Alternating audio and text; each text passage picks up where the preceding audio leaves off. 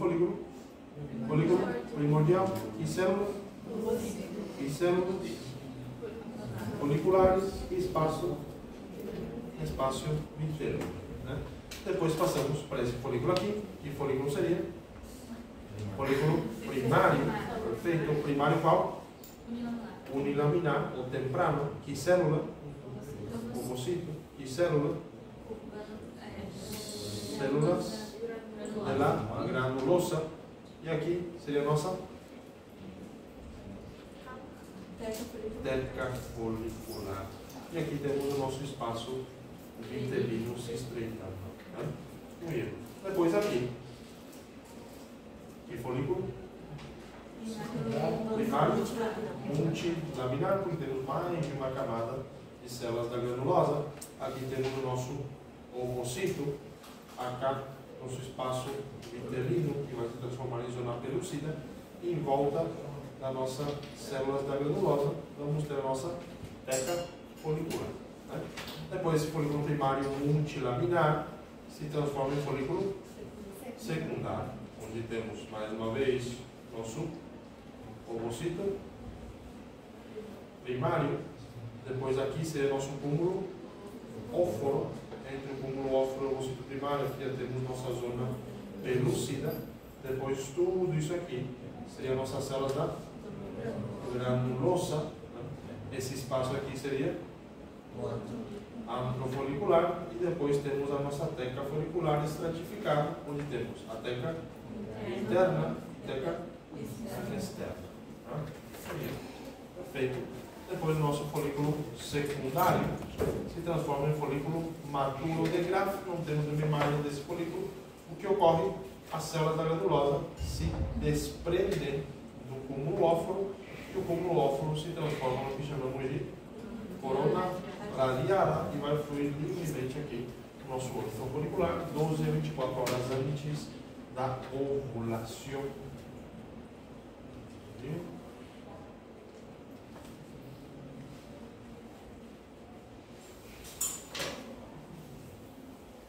Certo.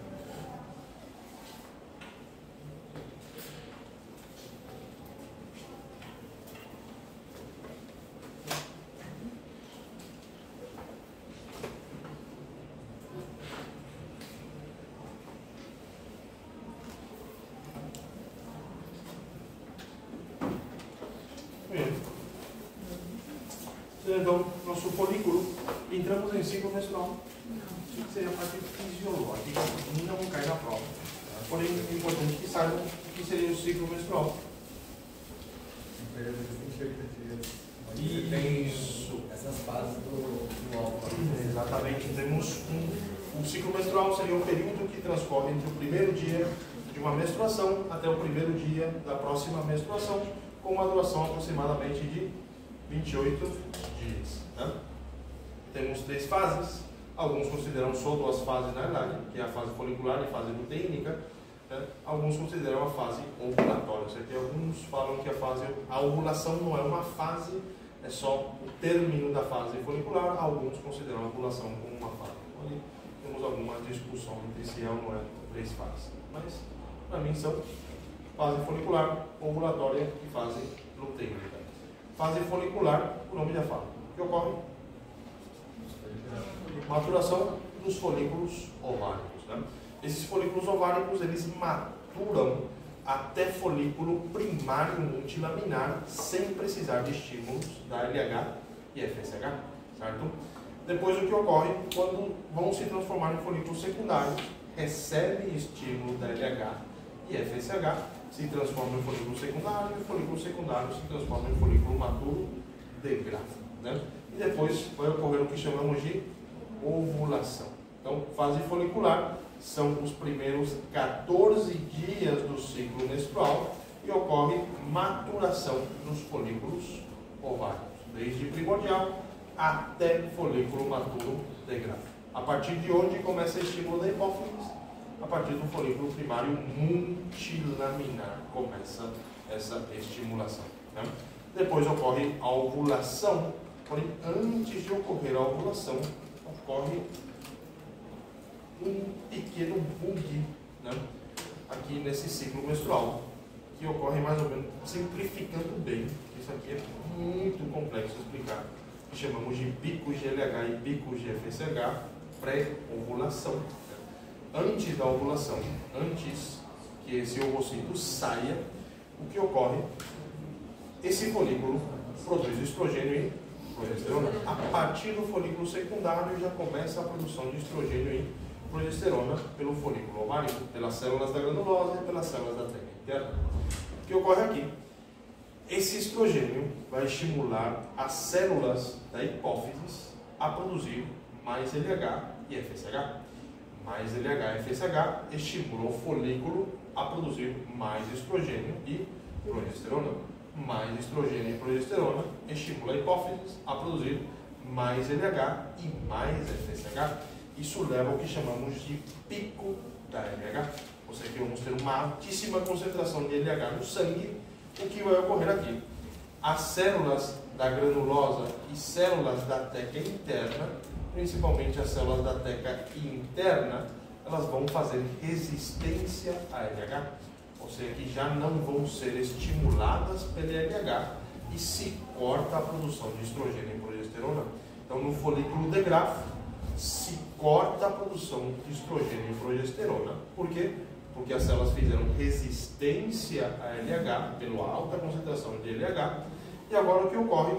Essas células da granulosa produzem líquido.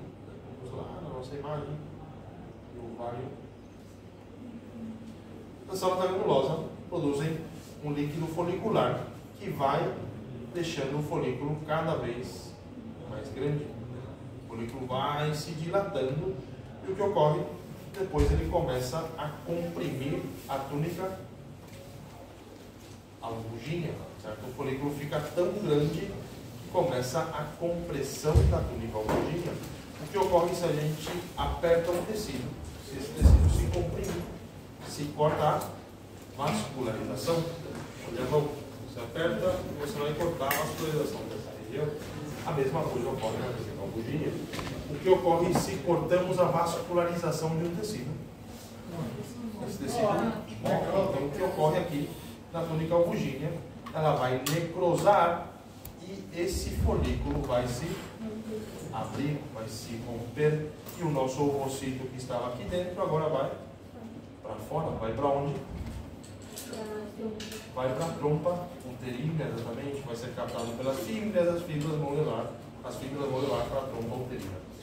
Esse folículo vai ficar já sem o ovocito e agora esse folículo ovárico, que é o folículo de Graaff, se transforma no que chamamos de corpo lúteo. Certo? Porém, para se transformar em corpo lúteo, o que precisa ocorrer? Aqui temos um corpo lúteo. Isso aqui seria um corpo lúteo. O folículo precisa sair, precisa ser fecundado. O folículo não.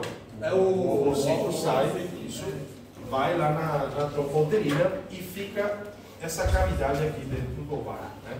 Que vamos chamar de corpo lúteo. Porém, para se transformar em corpo lúteo, lembra da teca externa. A teca externa é um músculo liso e também tecido conjuntivo com vasos sanguíneos.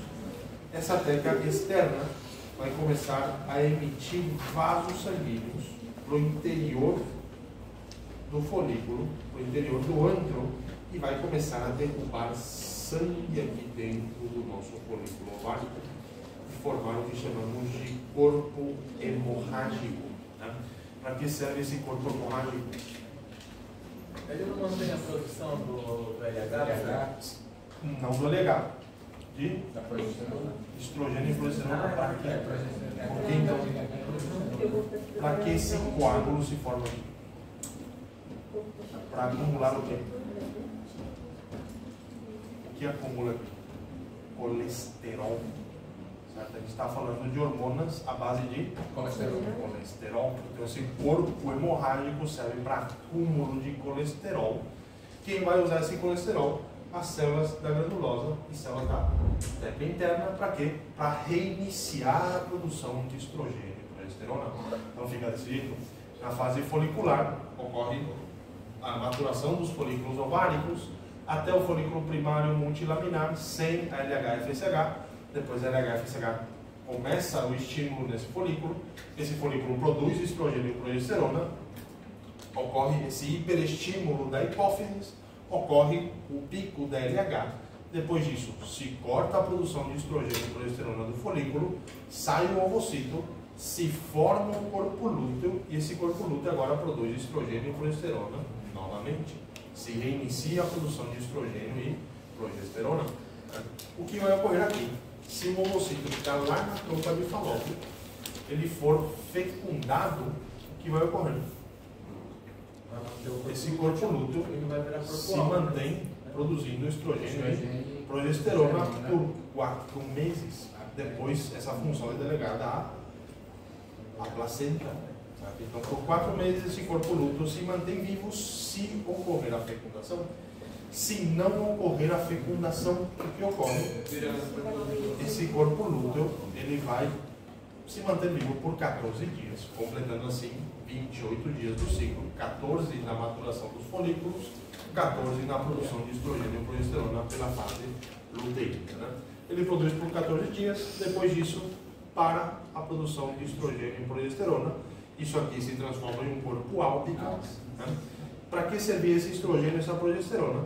Servia para estimular o crescimento de células epiteliais lá na trompa uterina, lá no útero, ou seja, que o endométrio se engrossa com a produção desse estrogênio e progesterona. Se você cortar a produção de estrogênio e progesterona, o que ocorre com tudo isso aí? Descama, exatamente. Ocorre uma descamação do endométrio, e ocorre assim, que chamamos de sangrado menstrual, que dura aproximadamente de 3 a 7 dias, né? E ali, mais uma vez, temos as peculiaridades de cada ser humano. Então, algumas vai ser mais, outras vai ser menos. Bem, isso seria o nosso ciclo menstrual. Então, ciclo menstrual, quais são suas fases? Folicular, ovulatória e fase luteína. Né? Aqui tem mais detalhes da teoria.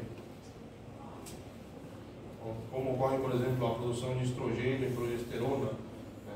A LH, na realidade, estimula a produção de androstenedona, e essa androstenedona é captada pelas células da glandulosa, e pela LH, a androstenedona é produzida a testosterona, e pela FSH, a testosterona é transformada em estradiol.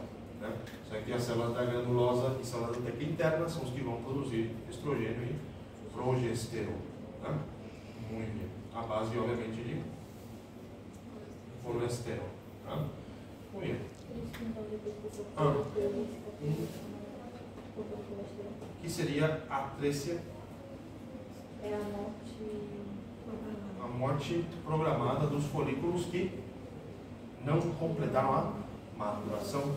Por mês saem 14 a 15 folículos, dos quais só um vai completar a maturação.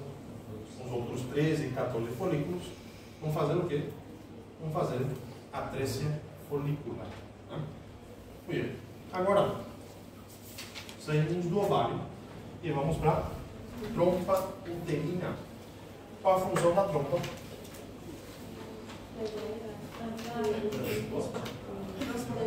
Conduzir o ovocito para onde? Isso. Condução do ovocito, fecundação desse ovocito e transporte do cigoto até onde? Até o útero, onde vai ser implantado. Certo? Muito bem. Ele tem porções. Quais são as porções da nossa trompa uterina? Temos infundíbulo, agulha, istmo, e temos uma porção intramural ou intrauterina ou pars uterina. Tá? O infundíbulo, ele vai ter esses dedos que são chamados de fímbrias, né? Que são prolongações digitiformes que servem para catar o nosso ovocito. Tá? Muito bem. Então, se eu perguntar na prova quais são as partes da trompa uterina, infundíbulo, ampolla, istmo e porção intramural, intrauterina ou porção uterina, como quiserem chamar. Tá? Muito bem. Depois, como vai estar composto? A nossa imagem vai ser melhor. Aqui, ó. Vai estar composto por uma mucosa. Tudo isso aqui seria a nossa mucosa. Depois da mucosa Temos a Muscular. muscular, seria isso aqui, enfim, a nossa muscular. E depois, na nossa muscular, temos a nossa Serosa. serosa. Seria isso aqui. Isso aqui seria a nossa serosa. Né? Então temos mucosa, muscular e serosa. A mucosa, ela vai estar composta por duas lâminas. Aqui dá para ver um pliegue, só para deixar claro já. A mucosa, ela faz essas prolongações para o interior da luz. São chamadas de pliegues mucosos. Dependendo da região, vamos ter mais ou menos pliegues mucosos. Qual a região que mais tem pliegues?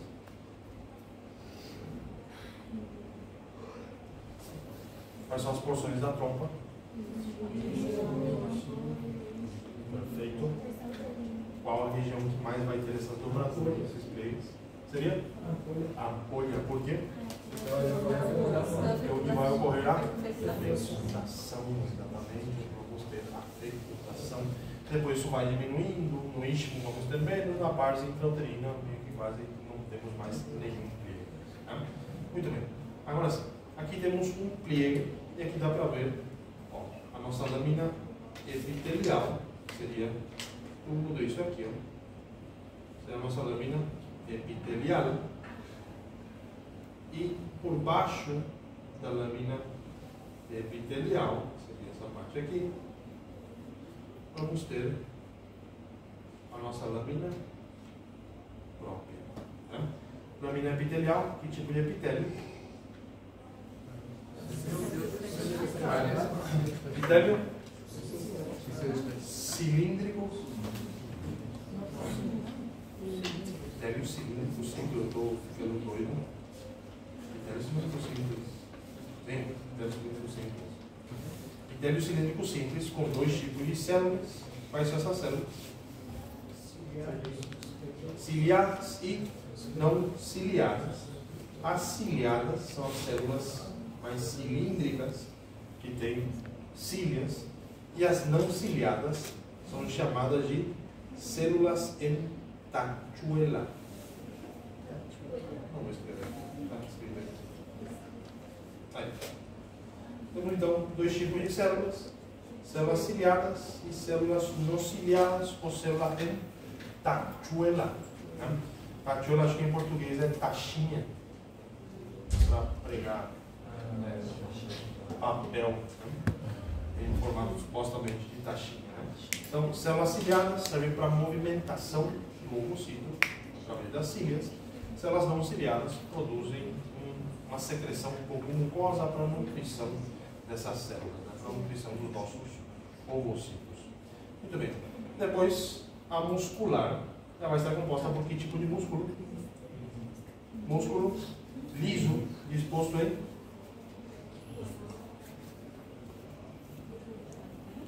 é lógica circular, interna e longitudinal externa, exatamente. Então, duas camadas de músculo liso, uma longitudinal e uma circular. Né? Depois, serosa vai ser mesotélio e submesotélio, né? Tecido contíguo submesotelial. Aqui temos a nossa trompa uterina. Daqui para cá seria a nossa serosa. Essa aqui seria a nossa muscular. E depois na parte interna seria a nossa mucosa. Né? E assim. Agora sim. Útero. Qual a função do útero? Fazer a maturação do cigoto pro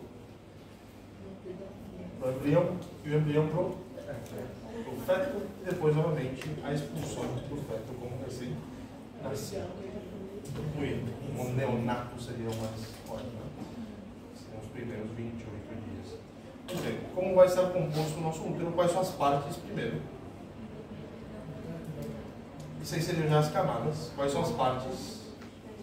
Fundus, cuerpo e cervix. Né? Então temos el fundus,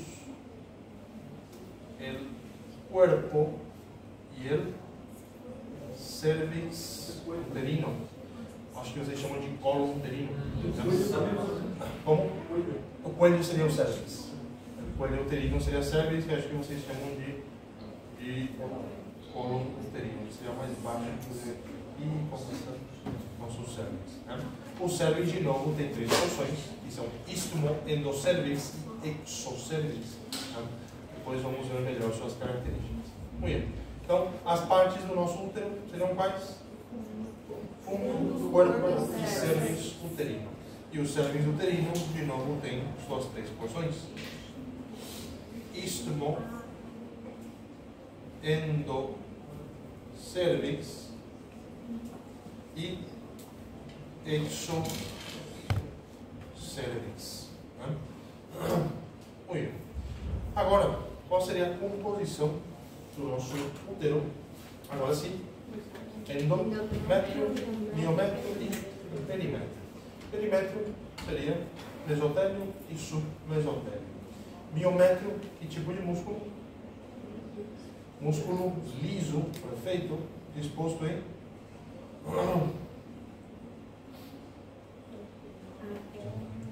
lisile, longitudinal interna, circular intermédia e longitudinal externa. Certo? E depois, na parte mais interna, agora sim, temos o nosso endométrio. Isso aqui está errado, tá? Esse desenho. Tudo isso aqui seria miométrio. Ó. Daqui até aqui seria miométrio. Isso aqui não é perimétrio. Isso aqui, inclusive, seria a camada média do miométrio. Então, o perimétrio tem que estar mais para fora. Então, vamos supor, perimétrio, miométrio, e aqui em si, tudo isso aqui seria o nosso endométrio. Certo? Muito bem. Falamos então que perimétrio vai estar composto por mesotélio, submesotélio.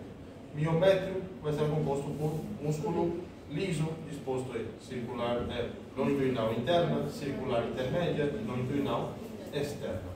Agora, o nosso endométrio. Como vai estar composto o nosso endométrio?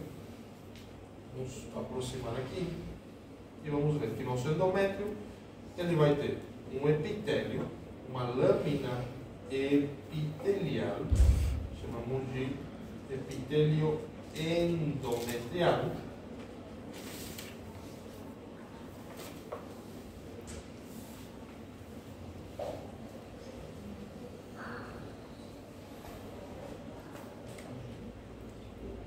Que é um epitélio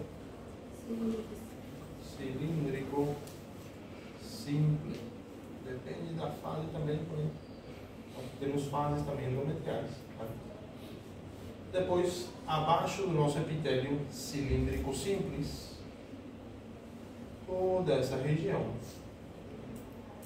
seria o que chamamos de estroma endometrial.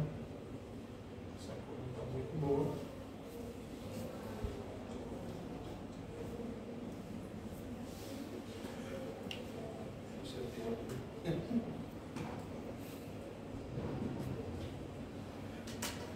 Então seria o nosso aqui eu vou fazer uma parada em vermelho depois. Em verde.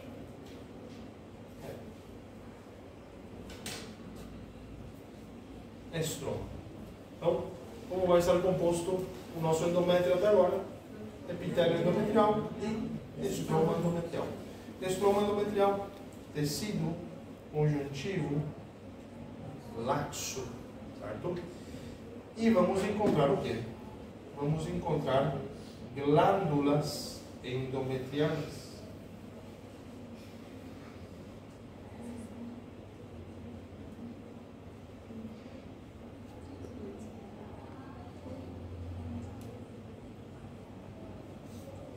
Encontrar glândulas endometriais. Porém, além dessas glândulas, vamos ter também vasos sanguíneos. Certo? Vamos ter uma sequência de vasos sanguíneos. Que para isso precisamos então um pouquinho na vascularização do nosso útero. Tá? Como ele vai estar vascularizado? Qual seria? Artérias uterinas, estreito, as artérias uterinas vão penetrar aqui. A nossa artéria uterina, mais grosso, vai entrar pelo perímetro. No perímetro vai se ramificar e dar ramificações no miômetro, que chamamos de artérias arcuatas, ou artérias aciformes, tendem a se anastomosar na camada média do útero, aqui na circular média, onde essas artérias se anastomosam. O que vai ocorrer? Essas artérias arcuatas, elas vão dar origem a artérias que chamamos de artérias radiais. Essas artérias radiais vão em direção ao endométrio e vão penetrar o endométrio, só que com outro nome. Primeiro vamos colocar nome a tudo isso. Aqui seria nossa artéria uterina. Aqui seria artérias arcuatas. E essas aqui seriam as artérias radiais. Essas artérias radiais, vamos supor, aqui, por aqui esteja passando a nossa artéria arcuata. Então, vai ser a artéria arcuata.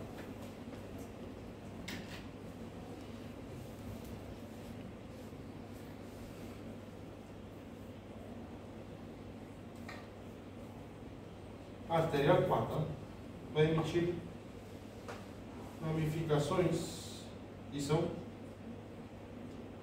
artérias radiais. E essas artérias radiais, quando entram no endométrio, se transformam no que chamamos de artérias espiraladas.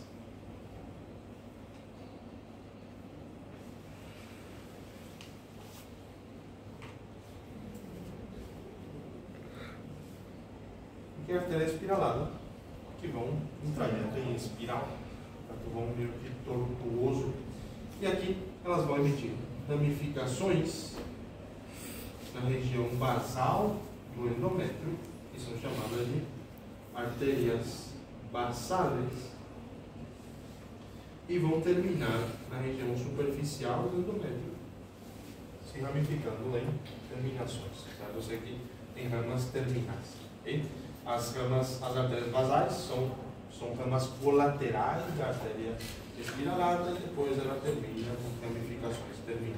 Então é nessas artérias aí que quando tem a implantação faz assim sítio profundo, lá forma aquelas lagunas lá. Exatamente, elas que vão se anastomosar, não vão fazer aquela anastomose. Professor, essas primeiras artérias uterinas, elas vão estar no perímetro e no miômetro também? Não. Ela vai penetrar pelo perimétrio e vai se ramificar em ramificações que vão ao miômetro, que são as artérias arcuatas.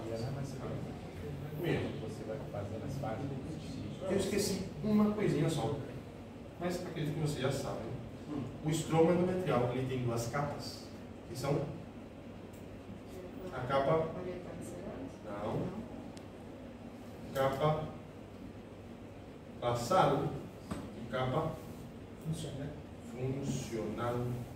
Qual vai se descamar no ciclo menstrual? A capa funcional. A capa basal serve para regenerar a capa funcional.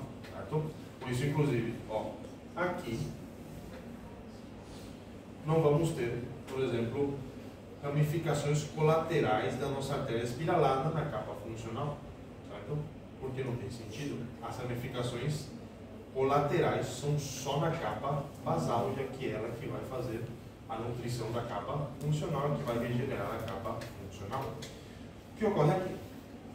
O endométrio, ele tem suas fases, certo? Primeiro, antes de entrar nessas fases, só para resumir bem de novo, então, como está composto o útero, endométrio, miométrio e perimétrio. Miométrio, mesotélio, submesotélio, miométrio músculo liso com as 3 camadas. O que nos interessa aqui seria o nosso endométrio. Endométrio vai estar composto por epitélio endometrial, que é epitélio cilíndrico simples, e o que seria a nossa lâmina própria, chamamos de estroma endometrial, né? Tecido contíguo laxo, e vamos encontrar as nossas glândulas endometriais. Encontramos ramificações das artérias radiais, que são as artérias espiraladas, né? Que dão ramificações colaterais, que são as artérias basais, que terminam na capa funcional em terminações, camas terminais. O que vai ocorrer aqui? O nosso endométrio tem fases. Quais são essas fases? Isso, fase proliferativa, fase secretora e a fase menstrual, né? O que ocorre na fase proliferativa? Tudo cresce, tudo prolifera. Proliferam as glândulas, ó. Aqui seriam nossas glândulas endometriais, né? Aqui estaria nosso epitélio endometrial, e tudo isso aqui seria nosso estroma endometrial. Daqui para baixo já seria miométrio, né? Então aqui seria tudo endométrio. Essa é a fase que a mulher não está fértil, então. Isso, exatamente. Isso aqui seriam as primeiras fases do ciclo menstrual. Seriam os primeiros 14 dias. Falamos que o ovário tem suas fases, o útero tem suas fases, tudo que ocorre no ovário vai ter repercussão no útero, né? Agora, no ovário está ocorrendo o quê? Está ocorrendo maturação dos folículos ováricos, estão se transformando em secundários e começa a produção de estrogênio. A fase proliferativa é estimulada pelo estrogênio. Isso aqui, quando começa a produção de estrogênio, lá na metade da fase folicular no ovário, aqui começa a crescer o estroma endometrial, as glândulas começam a proliferar, também as artérias espiraladas começam a crescer, certo? Começam a ficar mais espiraladas e vão terminar ali na capa funcional, né? Muito bem. Esse endométrio ele cresce aproximadamente 3 milímetros na fase proliferativa. Vamos ter um crescimento de 3 milímetros, tudo prolifera, glândulas, artérias e o tecido conjuntivo. Muito bem. Depois sai o ovocito lá do ovário, vai para a trompa, começa o que chamamos de fase luteínica no ovário, começa a produção de estrogênio e progesterona, e isso vai levar esse endométrio para a fase secretora. E temos a fase secretora, temos muito mais epitélio, mais glândulas do que tecido conjuntivo. Olhem só a diferença aqui. Essas são as glândulas, ó. Cada uma dessas aqui seria uma glândula endometrial. E olha a nossa fase proliferativa. A fase proliferativa tem menos glândulas. E detalhe, as glândulas têm um borde mais arredondado, tem esse borde mais redondo. Diferente na fase secretora, as glândulas têm dentes, que são chamadas de borde en serrucho. Então, uma das características da fase secretora é que vamos ter mais glândulas, vamos ter mais artérias também espiraladas, isso aqui vai estar mais edematizado, isso aqui. E as glândulas vão ter um borde em serrútil, vão estar acirradas, vão estar com um borde parecendo pendentes. Professor, sim. Se eu código da casa de fecundação, daí, tipo, depois vai parar aí, né? Isso. Aqui e aí seria... até, tipo, 2, 3 semanas depois vai ficar assim. Até vai ficar assim. Isso. Cheio de glândulas e cheio de vasos sanguíneos para ocorrer a implantação. Aí, obviamente, se não ocorrer a implantação, aí essa fase secretora passa para a fase menstrual. Muito bem. O que vai ocorrer aqui? O que vai ocorrer se o ovocito for fecundado, como o colega falou? Isso aqui se mantém desse jeito, se mantém na fase secretora, né? Obviamente já passa o que chamamos de implantação, ocorre a gestação e a maturação do nosso querido feto, né? Depois, o que vai ocorrer se não for fecundado? O corte de estrogênio, cadê a minha imagem que vai isso aqui? Se não ocorrer a fecundação, depois da fase secretora, temos a fase menstrual. Qual capa vai ser eliminada? A capa funcional. Por quê? O que vai ocorrer aqui? O que estava estimulando o crescimento de tudo isso aqui seria estrogênio e progesterona, basicamente. Né? Se cortou a produção de estrogênio e progesterona pelo corpo lúteo. Certo? O corpo lúteo se transforma em corpo álcool, não tem mais produção de estrogênio e progesterona. O estroma endometrial, né? Isso aqui, as células do estroma endometrial, que aqui são chamadas de células deciduales, elas vão começar a produção de prostaglandinas, prostaglandinas 2-alfa, que vai fazer o quê? Vai fazer contração das artérias espiraladas na capa basal. Ou seja, que elas só vão fazer contração na capa basal. E vai ocorrer o quê? Não vai chegar sangue na capa funcional. E vai ocorrer o que com a capa funcional?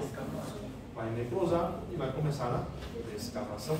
Então, o corte de estrogênio e progesterona causa contração das artérias espiraladas na capa basal, o que leva a uma malnutrição da capa funcional. Isso leva a uma descamação dessa capa funcional. Né? E ocorre o que chamamos de sangrado menstrual. Né? Não temos imagens de endométrio no período menstrual, seguindo no sangrado menstrual, pelo menos eu nunca vi, mas acredito que seja um endométrio de 1 milímetro de espessor aproximadamente, sem a nossa capa funcional, sem inclusive o epitélio. Né? E isso seria então o nosso útero. Né? Isso seria principalmente no que chamamos de fundo e corpo uterino. Vamos ter algumas diferenças no coelho, isso aqui no cérvix uterino, no colo uterino. Falamos que temos 3 porções, que são istmo, endocérvix e exocérvix. Né? O istmo é o que mais vai ter todas aquelas características. O endométrio com a lamina epitelial, muitas glândulas, se mantém do mesmo jeito. Né? Seria nada mais a nossa transição. O endocérvix, ele já vai ter o mesmo epitélio cilíndrico simples, vai ter glândulas endometriais, porém já em menor quantidade. E o que ele vai fazer? Ele vai formar pliegues. Então ele vai formar pequenos pliegues. Tem aqui imagem, isso aqui. Ó, a lâmina epitelial e o estroma formam pliegues, chamamos de plica palmatae. Certo? Então, como chamam os pliegues do endocérvix? Plica palmatae, revestidos por epitélio cilíndrico simples. Diferente do exocérvix, e aqui dá para ver. Endocérvix, que tipo de epitélio? Cilíndrico simples, e depois esse epitélio cilíndrico simples se transforma em epitélio plano estratificado, que seria o epitélio já do exocérvix, certo? Que seria já meio que o epitélio do canal vaginal. Então, aqui começa a se transformar o epitélio, que é o epitélio do útero, o epitélio da vagina, que é o epitélio plano estratificado. ¿Eh? Muy bien. Entonces, ¿cuáles son las porciones de nuestro cervix uterino? Endocérvix, istmo, endocérvix e exocérvix. ¿Eh? Istmo se mantém do mesmo jeito que o corpo e o fundus. Endocérvix vai ter a plica palmatae, mas mantém o mesmo tipo de epitélio, epitélio cilíndrico simples. O exocérvix, ele já tem o epitélio plano estratificado. E também aqui no exocérvix encontramos isso aqui, ó, cistos de Nabot. Né? São glândulas mucosas estancadas. O conduto da glândula estancou e a glândula ficou dilatada. Né? Então, os cistos de Nabot não tem nenhuma aplicação patológica. Tá? Bem, isso seria o nosso útero. Depois, vagina, o canal vaginal ou colpos, o colpos feminino. Que tipo de órgão é? Um órgão oco, um órgão fibromuscular, composto por mucosa muscular e adventícia. A mucosa, como sempre, como toda mucosa, lâmina epitelial e lâmina própria. Lâmina epitelial, que tipo de epitélio? Epitélio plano estratificado, e lâmina própria, tecido conjuntivo laxo. Né? Depois, a muscular, vamos ter musculatura lisa, com uma capa longitudinal externa e uma circular interna. E depois, na parte mais distal, vamos ter adicionados músculo estriado esquelético para formar o esfíncter vaginal. Então, vamos ter uma camada de músculo estriado esquelético para formar o esfíncter vaginal. E a nossa adventícia, tecido conjuntivo laxo, plexo nervoso e também, obviamente, vasos sanguíneos. Tá? Muito bem. Seria a nossa vagina. Até aqui seria o que chamamos de genitais internos. Depois já vamos para os genitais externos. Genitais externos incluem lábios maiores, lábios menores, o clítoris e o vestíbulo, obviamente já com o introito vaginal, o ímen e tudo mais. Muito bem. O que são os lábios maiores e lábios menores? São pliés, certo? São dobraduras da pele, ou seja, que basicamente é pele, certo? É uma dobradura da pele. Então, os lábios maiores e lábios menores são dobraduras cutâneas. Então, vai ter que tipo de revestimento?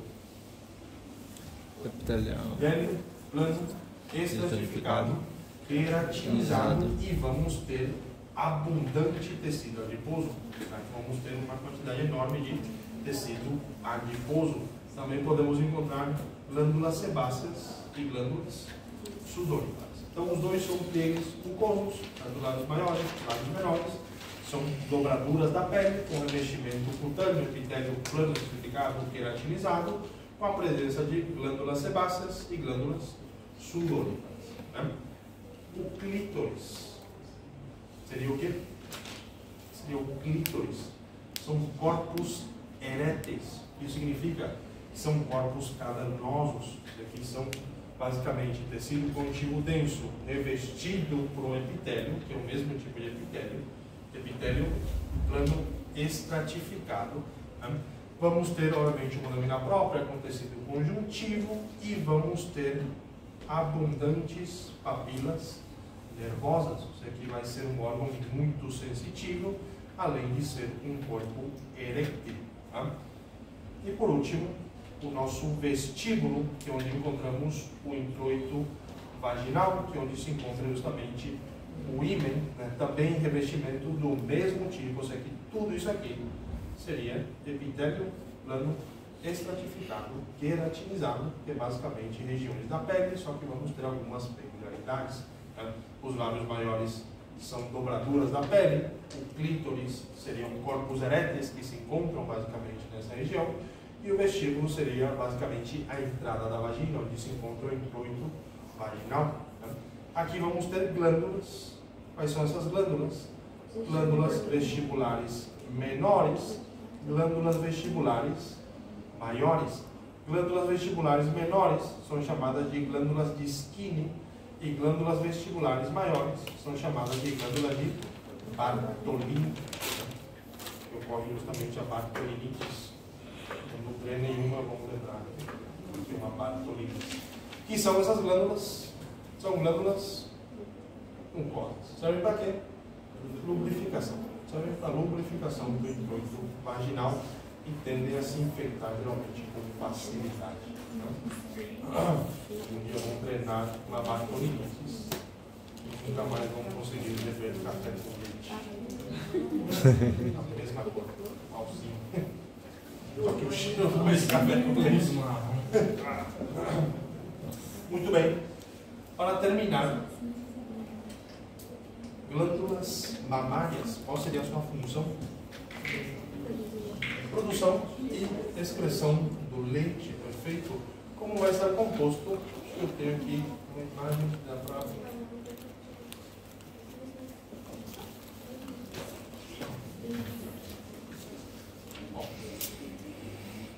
A glândula mamária, vai ser mais entender melhor.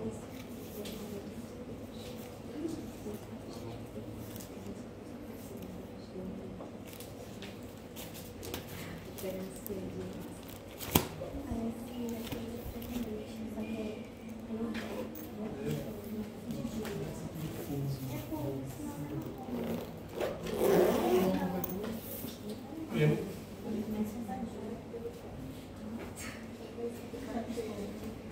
de...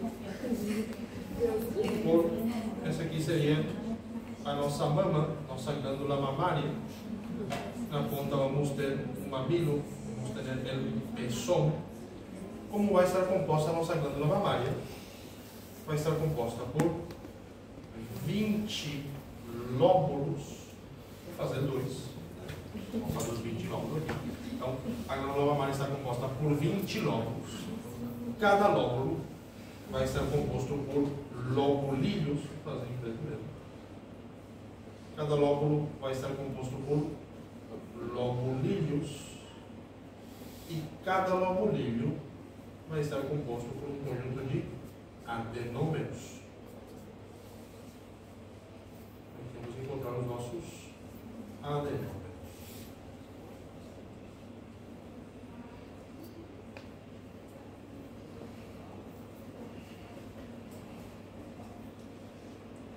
Perfeito. Então, glândula mamária composta por lóbulos, lóbulos compostos por lobulídeos, lobulídeos compostos por adenômeros. Vamos ter um tecido conjuntivo circundante, isso aqui em volta e entre os lóbulos. Vamos ter um tecido conjuntivo denso que recebe o nome de tecido conjuntivo interlobular. Então, esse tecido conjuntivo seria o nosso tecido conjuntivo interlobular, certo? Também tem tecido adiposo, abundante tecido adiposo. Né? Depois, dentro do nosso lóbulo amarelo, vamos ter outro tecido conjuntivo que delimita os lobulídeos, que seria o nosso tecido conjuntivo, seria lógico, interlobular. Tecido conjuntivo interlobular, que é ainda tecido conjuntivo denso. Então, que separa os lóbulos, interlobular, que separa os lobulídeos, interlobular. Dentro dos nossos lobulídeos, seguindo nossa lógica, como vai chamar esse tecido conjuntivo dentro dos lobulídeos? Lobular. Tecido conjuntivo intralobular. Então vamos ter o nosso tecido conjuntivo intralobular.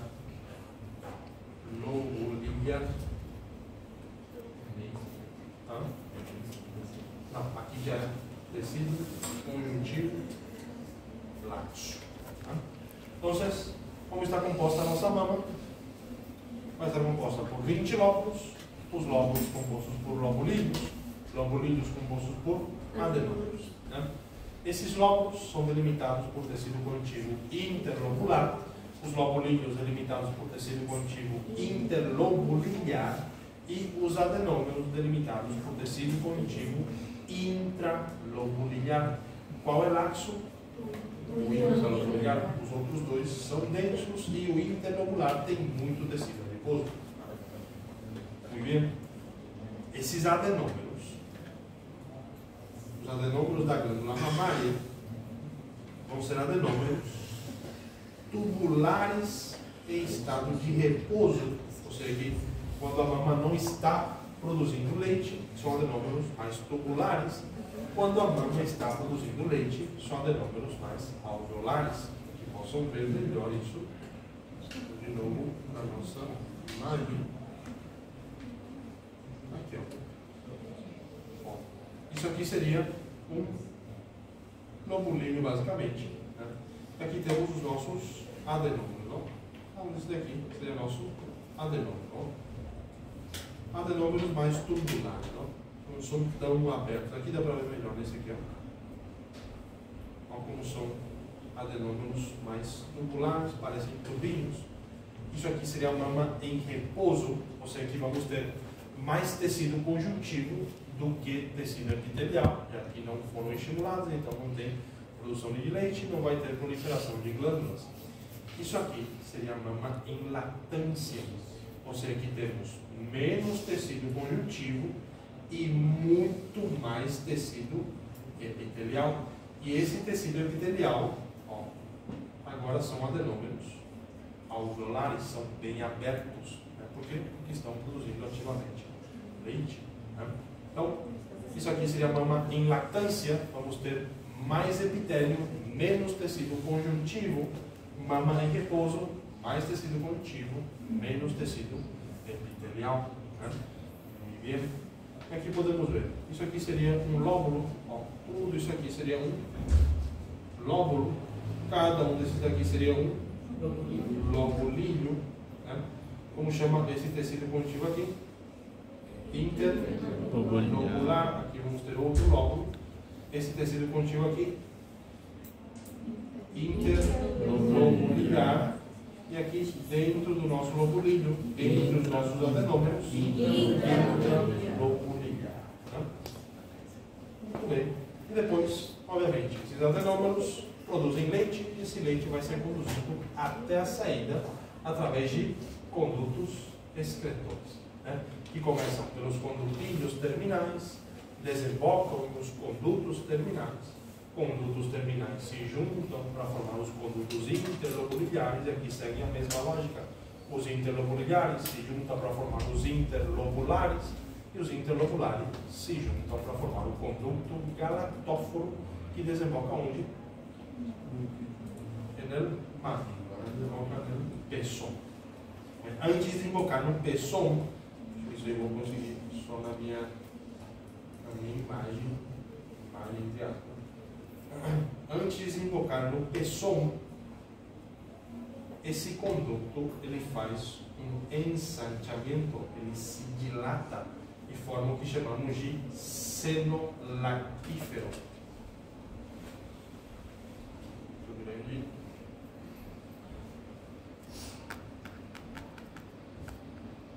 Seno lactífero.